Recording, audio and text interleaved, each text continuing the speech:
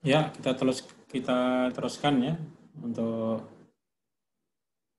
apa namanya? Untuk farmakoterapi ya. Jadi tadi itu farmakologinya ya atau mekanisme kerjanya ya. Sekarang farmakoterapinya ya, farmakoterapi dari obat Parkinson ya. Jadi tadi sudah kita singgung ya mengenai cara kerja atau mekanisme kerjanya di mana dopamin itu punya reseptor ya. Namanya reseptor D ya, D1, D2 sampai D3 ya sebenarnya ya. Reseptor D1 ya, D2 ya, ini reseptor ini berperan sekali dalam pengaktifan ya, gejala apa pengaktifan syaraf ya. Jadi kalau dopaminnya itu menempel di reseptor ya, maka dia akan aktif sebagai neurotransmitter ya. Jadi sudah disinggung tadi bahwa dopamin itu bahan bakunya dari L-dopa ya, dari L-dopa ya. L-dopa ini berasal dari suatu asam amino yang dinamakan tirosin. Ya, ini dari suatu asam amino yang dinamakan. Jadi awalnya itu tirosin ya, kemudian menjadi L-dopa ya, kemudian menjadi dopamin. Ya. Tirosin ini ya untuk bisa menjadi L-dopa ya itu melalui proses biokimia ya, juga L-dopa untuk menjadi dopamin melalui proses biokimia juga ya. Di sini yang berperan adalah suatu senyawa yang dinamakan DCA ya, senyawa DCA ini berperan dalam pembentukan L-dopa menjadi dopamin. Ya.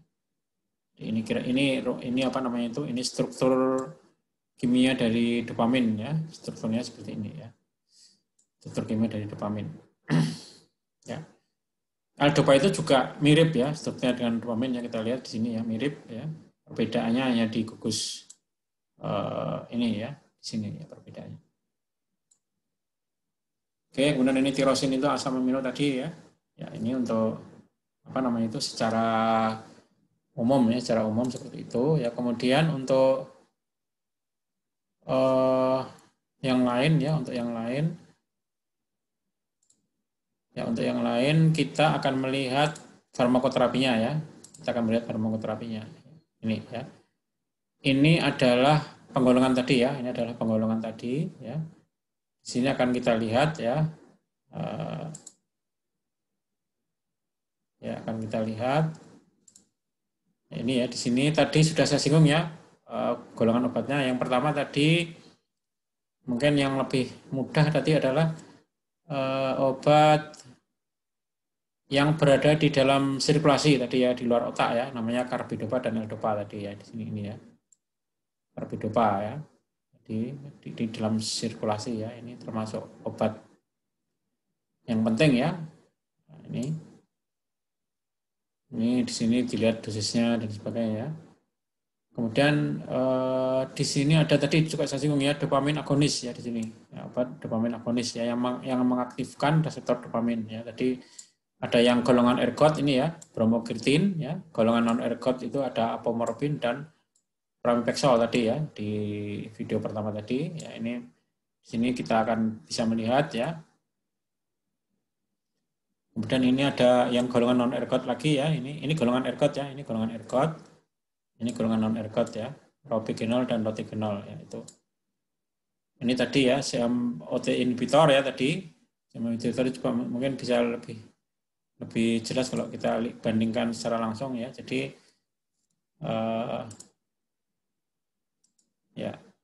ya ini tadi ya, mengulang yang tadi ya, ini karbidopa tadi muncul ya di sini ya. Karbidopa itu muncul di sini ya. Karbidopa atau L-dopa ya. Jadi dia itu berada di sirkulasi ya karbidopa itu. Karbidopa itu adalah obat yang mencegah ya degradasi L-dopa.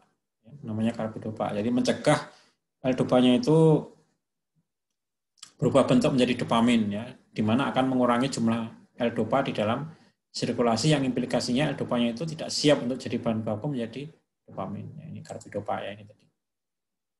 Ya, kemudian ini ya tadi di video tadi saya menyampaikan juga mengenai agonis dopamin ini ya. Agonis dopamin itu ada golongan ergot dan golongan non ergot ya. Ini muncul di sini ya, golongan non ergot. Ini golongan non ergot ya. Yang bromokriptin ini golongan ergot. Jadi ini cukup jelas ya ini. Ya, ini di sini juga muncul dosisnya dan sebagainya ya. Ini namanya farmakoterapinya ya, farmakoterapi. Kemudian tadi sudah saya singgung, dopamin agonis ini mengaktifkan apa reseptor dopamin. Kemudian di sini akan kita lihat COMT inhibitor ini ya, COMT inhibitor ya, di sini akan muncul ya, COMT inhibitor itu di mana? Ya di sini ya. COMT inhibitor itu di sini. Dia mencegah apa? Dia mencegah degradasi dopamin di dalam neuron ya. COMT inhibitor itu contohnya tolkapon ya di sini. Kalau di sini kita lihat ya, COMT inhibitor itu tolkapon dan entacapon. Jadi ini lebih detail ya, ada dua ya. COMT inhibitor ada dua, yaitu tolkapon dan entacapon ya. Ini nama patennya di sini, dosisnya dan sebagainya akan muncul di sini. Kemudian MAO-B inhibitor ya. Di sini kita lihat rasagilin dan selegilin ya ini ya. Ini di mana tadi di sini di bagian bawah ya. Ini di sini ya, selegilin dan rasagilin ya. Jadi fungsi obat ini apa? Mencegah degradasi dopamin juga ya. Menjadi monoamin oksidase inhibitor. Mencegah ya. Jadi dia berusaha mempertahankan kadar dopamin ya, di dalam neuron apa? Presinapsis ya. Kemudian obat yang lain adalah amantadin ya, ini ya amantadin. Ini tadi amantadin itu apa? Di sini amantadin itu posisinya di sini. Ya. Ya, dia mempertahankan ya atau menaikkan kadar dopamin di dalam ruangan di antara neuron presinapsis dan neuron postsinapsis ya ini. Berusaha menaikkan kadarnya ya amantadin ya. Ini termasuk golongan lain-lain atau miscellaneous ya di sini ya, dimasukkan dalam golongan lain-lain amantadin ya. Nah, itu tadi beberapa obat ya. Kemudian ada satu obat lagi yang di sini itu tidak muncul, yaitu antikolinergik ya. Ini antikolinergik ini tidak muncul di dalam mekanisme reaksi karena memang obat ini efeknya spesifik ya. Di sini biar tidak menyulitkan saya sebut saja nama obatnya itu trihexyphenidyl ya. Yang terkenal ya, THP atau trihexyphenidyl. Ini termasuk golongan antikolinergik ya.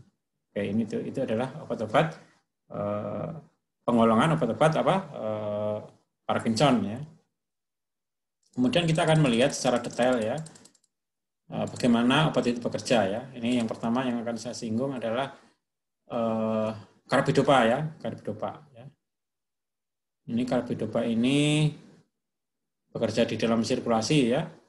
Karbidopa atau L-dopa ini bekerja di dalam sirkulasi. Kemudian ini yang perlu digarisbawahi adalah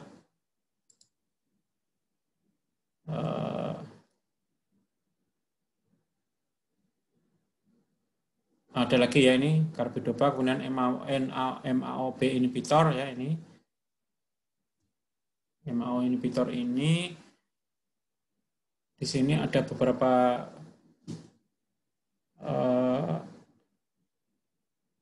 perhatian ya yang terkait dengan inhibitor.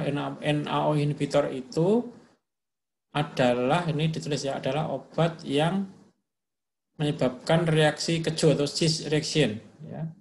Di mana MAO-B inhibitor ini menyebabkan terjadinya hipertensi ya dan sakit kepala ya di sini ya. Ini ya. Ini di sini nanti ini dijelaskan ya kalau ada orang yang makan tiramin ya, tiramin itu asam amino ya. Tiramin ini akan memicu terjadinya hipertensi ya kalau dia diminum bersama MAO inhibitor ya. Mungkin bisa dilihat gambarnya di sini tadi ya. Ya, di tiramin ini obat-obat golongan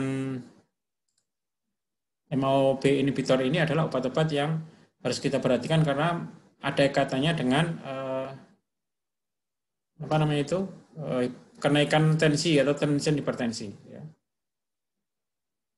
Kemudian yang lain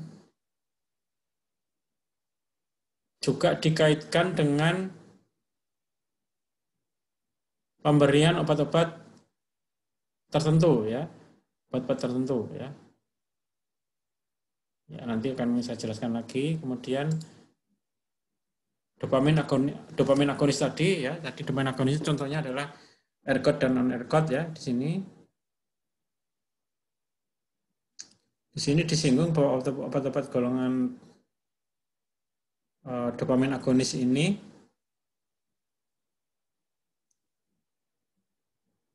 ada dua ya, ada yang golongan non ergot dan golongan ergot.